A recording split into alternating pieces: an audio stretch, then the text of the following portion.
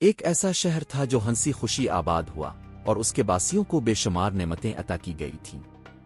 زمین زرخیز تھی، ماحول خوشگوار تھا اور روزگار کی فراوانی تھی، مگر یہ وہ سرزمین تھی جہاں گناہ چھپ کر نہیں بلکہ کھلے عام فخر سے کیے جاتے تھے۔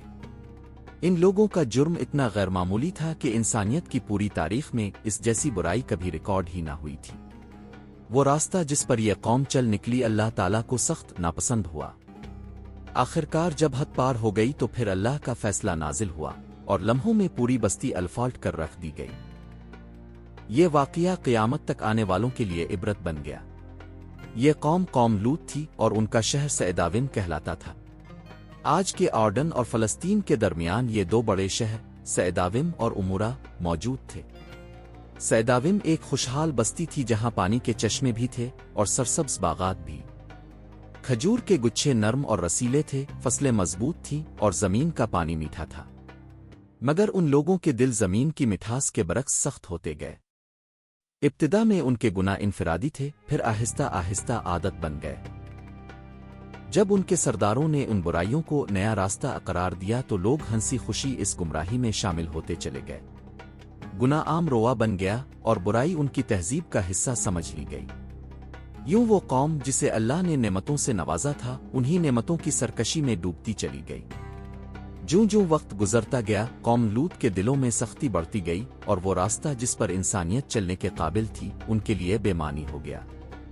پہل برائی صرف چند افراد تک محدود تھی، لیکن جلد ہی یہ روا ایک اجتماعی عادت میں بدل گیا۔ فحاشی ان کے میلوں مجالس اور بازاروں میں عام ہو گئی تھی۔ مرد عورتوں سے نفرت کر کے مردوں کی طرف مائل ہو گئے، اور یہ ایسا گناہ تھا جو اس سے پہلے کسی قوم میں کھلے عام نہیں پایا گیا تھا۔ قرآن کے مطابق یہ لوگ برائی کو چھپانے کے بجائے اعلان عام کے ساتھ کرتے تھے۔ ان کے ہاں بے حیائی محفلوں کی زینت تھی، راستوں پر مسافروں کو تنگ کرنا معمول تھا اور گھروں کے دروازوں پر بیٹھ کر لوگوں کو ستانا فخر سمجھا جاتا تھا۔ سیداوم وہ سرزمین تھی جسے اللہ نے امن، رزق اور خوبصورتی عطا کی تھی، مگر ان لوگوں نے اسی زمین کو گناہوں کے مرکز میں بدل دیا۔ مسافروں کا مال لوٹ لینا، آنے جانے والوں سے بدسلوکی کرنا اور فضول خواہشات کے پیچھے بھاگنا ان کی عادت بن چکی تھی۔ ان حرکات پر انہیں شرمندگی نہیں بلکہ خوشی محسوس ہوتی تھی۔ جو چیزیں اللہ نے عزت کا سبب بنائی تھیں وہی ان کے لیے کھلونا بن گئیں۔ جب بھی حضرت لوط علیہ السلام انہیں نصیحت فرماتے کہ اللہ سے ڈرو اور اپنی فطرت سے مت ٹکراؤ تو وہ ہنسی اڑاتے۔ ان کے سردار غرور سے کہتے کہ ہماری طاقت ہماری عمارتوں میں ہے، ایمان کا ہمارے معاملات سے کیا تعلق۔ ان کا تکبر اتنا بڑھ چکا تھا کہ وہ اپنے ہی اعمال کو تہذیب کا نام دیتے رہے۔ یوں یہ قوم فطرت کے راستے سے ہٹ کر ایک ایسے اندھے گڑھے کی طرف بڑھتی گئی جس میں بالآخر انہیں خود ہی دفن ہونا تھا۔ کی ہجرت، دعوت اور قوم کا مسلسل انکار۔ بابال کے علاقے میں اس دور کے عظیم نبی حضرت ابراہیم علیہ السلام اور ان کے بھتیجے حضرت لوط علیہ السلام اللہ کا پیغام لوگوں تک پہنچانے میں مصروف تھے۔ دونوں نہ صرف رشتے سے جڑے ہوئے تھے بلکہ ایمان اور ہدایت کے سفر میں بھی ہم رکاب تھے۔ جب قوموں نے ان کی دعوت کو سنجیدگی سے نہ لیا تو اللہ نے اپنے حکم سے انہیں وہاں سے نکلنے کا ارشاد فرمایا۔ چنانچہ یہ دونوں ہجرت کر کے اس خطے کی طرف آئے جسے قرآن میں برکت والی زمین کہا گیا، یعنی شام کے قدیم علاقے۔ حضرت ابراہیم علیہ السلام ایک بستی میں ٹھہر گئے، جبکہ حضرت لوط علیہ السلام کو اللہ نے سیداوم کی طرف بھیجا تاکہ وہ اس گمراہ قوم کے لیے ہدایت کا چراغ بنے۔ جب حضرت لوط علیہ السلام پہلی بار سیداوم میں داخل ہوئے تو شہر کی رونق، بلند عمارتیں، بازاروں کی چہل پہل اور باغات کی سرسبزیاں ہر طرف نظر آ رہی تھیں۔ مگر جیسے جیسے آپ لوگوں کے درمیان گھومتے رہے ان کے چہروں اور کردار میں چھپی سڑاند واضح ہوتی گئی۔ جو منظر اب کے سامنے تھا وہ ایک نبی کے لیے محض افسوسناک نہیں بلکہ دل ہلا دینے والا تھا۔ مرد عورتوں سے کنارہ کش ہے کر مردوں ہی کی طرف رغبت رکھنے لگے تھے اور اس قباحت کو وہ فخر سے اپناتے تھے۔ ان کے گھروں، گلیوں اور محفلوں میں فحاشی، بے حیائی اور ظلم عام تھا۔ مسافر ان کے لیے کھیل کا سامان تھے اور گناہ ان کی زندگی کے معمولات میں شامل ہو چکا تھا۔ حضرت لوط علیہ السلام نے نہایت نرمی سے انہیں اللہ کا خوف دلایا اور فطرت کی طرف لوٹنے کی دعوت دی، مگر ہر بار جوابات طنز، ہنسی اور تکبر کے ساتھ ملے۔ انہوں نے کہا، یہ ہماری زندگیاں ہیں، ہمارے جسم ہیں، ہم جیسے چاہیں استعمال کریں۔ यूं कौम का दिल मजीद सख्त हो गया और वो हिदायत से दूर होती चली गई। जब कौम लूत की हिट धर्मी अपनी आखिरी हदों को छू गई और रोजाना की बेहयाई, जुल्म और तमस्खुर एक नबी के दिल पर पहाड़ बनकर गिरते रहे, तो आखिरकार हजरत लूत अलैहिस्सलाम के दिल में वही बेबसी उतर आई जो हर नबी पर इस वक्त गुजरती है जब कौम हक से मुंह मोड़ ले। अपने अपने रब के हुजूर हाथ उठाए और दिल की गहराइयों से फरियाद की, ए मेरे रब, इस बिगड़ी हुई कौम के मुकाबले में मेरी मदद फरमा। इसी दुआ के बाद अल्लाह के फैसले की हवाएं चलने लगें। उधर हजरत इब्राहीम अलैहिस्सलाम के पास फरिश्ते इंसानी शक्ल में मेहमान बनकर आए। अपने उन्हें देखकर रिवायती मेहमान नवाजी के साथ खाना पेश किया, मगर जब उन्होंने खाने की तरफ हाथ न बढ़ाया तो आपके चेहरे पर परेशानी जाहिर हुई। फरिश्तों ने फौरन तसल्ली दी कि घबराएं नहीं, हम अल्लाह के भेजे हुए फरिश्ते हैं। फिर उन्होंने हजरत इसहाक अलैहिस्सलाम की विलादत की खुशखबरी सुनाई, जिससे हजरत इब्राहीम अलैहिस्सलाम का दिल खुशी से भर गया। इसके बाद उन्होंने असल मकसद बयान किया, हम इस बस्ती की तरफ भेजे गए हैं जो फहाशी और फसाद में हद से गुजर चुकी है, जहां हजरत लूत अलैहिस्सलाम लोगों को समझाते थक गए हैं। हजरत इब्राहीम अलैहिस्सलाम ने अपनी शफीक तबीयत के बाइस उनके लिए नरमी की दरख्वास्त की, मगर फरिश्तों ने बताया कि अल्लाह का फैसला हो चुका है, अब इस कौम के लिए मोहलत खत्म हो गई है।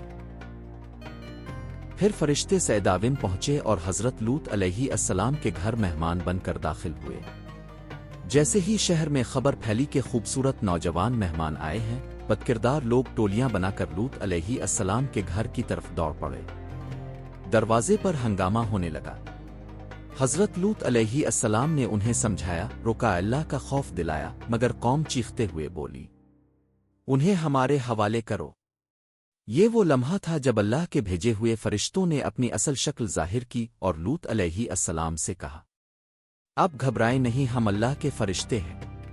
अब आज रात अपने घर वालों के साथ यहां से निकल जाएं और पीछे मोड़ कर ना देखें। सुबह होते ही इस बस्ती पर अल्लाह का अजाब नाजिल होने वाला है।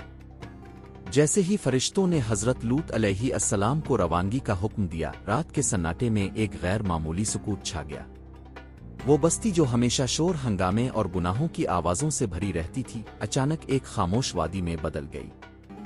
हजरत लूत अलैहिस्सलाम अपने अहले खाना को लेकर अंधेरे में शहर से बाहर निकले और बार बार दिल में यह ख्याल आता कि अल्लाह की किब्रियाई का फैसला अब किसी भी लम्हे जाहिर होने वाला है। जो ही फजर का पहला उजाला नमूदार हुआ, अल्लाह के हुक्म से जमीन लरजने लगी, घरों की बुनियादें हिलने लगें और बुलंद इमारतें एक दूसरे से टकराने लगें।